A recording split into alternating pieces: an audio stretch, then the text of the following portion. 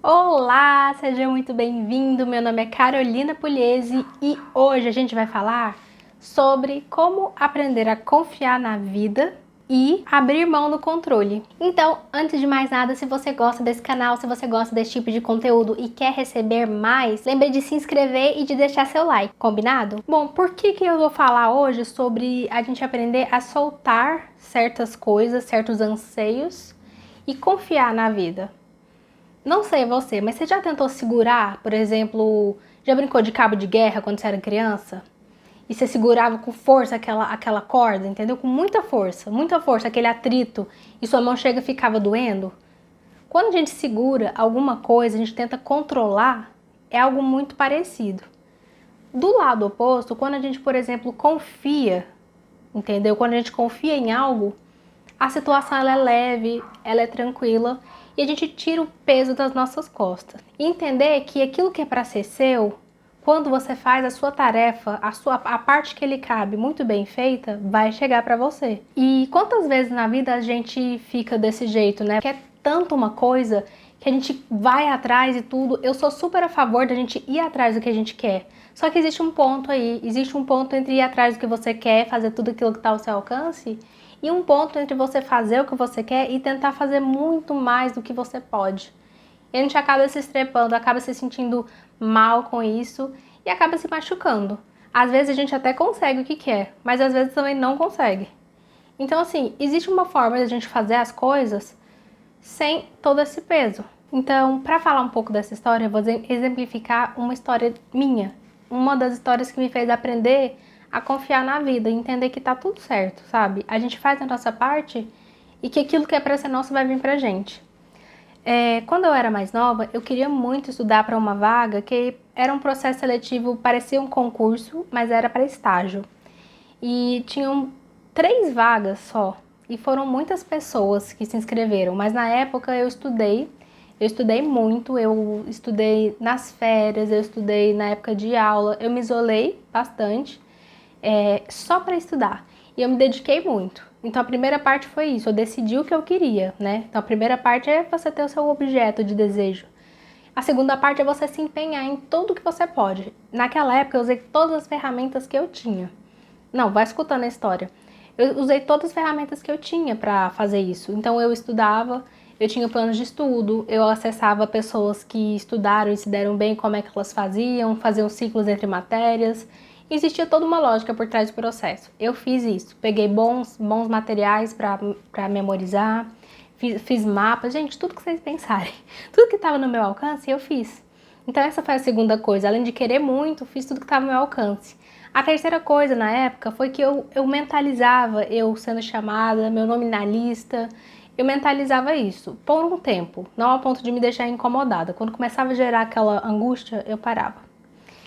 Então eu mentalizei por um tempo em primeira pessoa, tá? Ou seja, como se fosse assim, primeira pessoa, gente, é você olhando assim pro seu próprio irmão e tudo, sabe? Não é como se você estivesse se vendo de fora, você se vendo em primeira pessoa. Essa é uma técnica de manifestação de desejo, inclusive de Neville Goddard, não é minha, e ela é muito boa. Então eu fazia isso, eu mentalizei, né? Então assim, tive o meu desejo, queria muito aquele desejo, um desejo ardente, como diz Napoleão Hill, no livro Pense em Riqueza também, recomendo muito. Depois eu fiz tudo que eu podia fazer, mentalizei em primeira pessoa, de acordo com o que o Neville Goddard explica, e aí depois eu ficava tranquila. Final do dia eu ia me divertir, eu fazia umas coisas bem estranhas, eu gostava de ler uns livros, montar uns quebra-cabeças, então eu descansava, final do dia descansava, eu não ficava obsessiva com aquilo. Chegou o dia da prova, eu fui lá, fiz a prova e tudo, mas o que aconteceu? Eu não passei. Gente, eu chorei, eu esperneei, eu roguei praga para metade dessa cidade, eu sabia quem eram as 3 pessoas, ficaram 3 pessoas na minha frente para eu passar. 3 pessoas, dois meninos e uma menina. Eu lembro certinho, lembro até os nomes. Eu fiquei obcecada naquilo. E é claro que só piorou. E eu fiquei tão irritada, tão chateada na época, porque não tinha dado certo, sabe? E aí toda a confiança que eu tava depositando no processo foi embora. Aí depois na época veio a pandemia, aí que acabou. Acabou a minha qualquer esperança que eu tinha. Porque eu falei, bom, se tinha alguma esperança, agora já não tem mais. O processo seletivo tinha sido suspenso Porque antes, gente, eu ficava igual uma doida lá, depois que eu vi que eu não passei, olhando, assim, o site, sabe? Atualizando, assim, todo dia. Parecia uma doida, sério. E aí veio pandemia, foi cancelado, eu falei, realmente não tem como. Quer saber? Fiz tudo que eu podia, deixa pra lá. Deixei. Fui fazer outras coisas, fui mexer com outras coisas e tal. Gente, passou um ano. Nesse um ano, eu consegui fazer bolsa de iniciação científica, consegui empregos como social media. Na época, eu consegui 3 contratos que eu fazia por conta própria. Tava iniciando meu negócio no YouTube, era um outro canal. Vocês não sabem qual é, que eu apaguei ele. Enfim, tava fazendo 1000 coisas e estudando. Então, eu fiz o último passo. Eu ignorei, eu soltei a questão, eu deixei pra lá. E aí, num belo dia, num momento em que eu estava bem comigo mesma, eu recebi uma ligação. Uma pessoa falou assim, dá uma olhada no processo, seu nome tá lá. Aí eu, que processo? Ela, aquele processo seletivo e tal. Então, assim, chegou pra mim quando eu menos imaginava, quando eu menos esperava, apareceu. E aquela hora eu falei, gente, tudo acontece no tempo certo. Tô contando pra vocês esse exemplo, por quê? Porque eu sou legal? Não, né? Mas, se você me acha legal, você pode se inscrever aqui no canal e deixar um like, tá bom? Combinado? Mas, eu tô dizendo isso por quê? Porque pra gente aprender a confiar na vida. É o passo a passo que eu tô dizendo, que eu olhei e falei, gente, tá tudo certo, tá tudo certo. Na época eu consegui a vaga, deu tudo certo e foi muito bom. Eu fiquei no tempo de combinado do contrato, era um bom contrato. Não foi no tempo que eu queria, que o meu controle dizia, mas foi no tempo melhor possível. Porque o mundo estava naquela época de ápice de pandemia, então uma necessidade tecnológica muito alta, de redes sociais muito alta, que é a minha área. E eu fui muito necessária neste local, entendeu? E foi muito bom. Muito melhor do que se eu tivesse passado naquela época, provavelmente eu não teria sido tão requisitada quanto eu fui nessa época e não teria tido tanto valor, tanta experiência.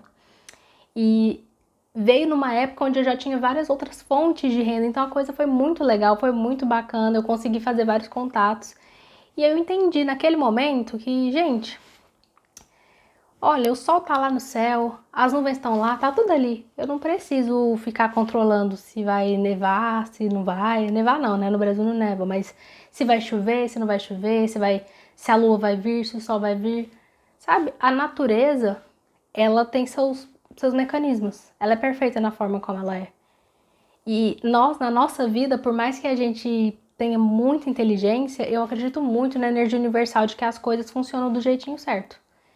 E que quando a gente faz o melhor que a gente pode, mentaliza, depois esquece a questão, solta para o universo agir, a gente tira a resistência, as coisas vêm pra gente.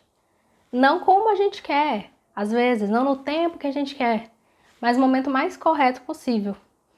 Mas elas vêm. Quando é pra ser, elas vêm. Então, assim, foi essa uma das formas que eu aprendi a confiar. A saber que as coisas vêm no tempo certo e o que é para ser meu vai vir para mim. E o que é para ser seu vai vir para você.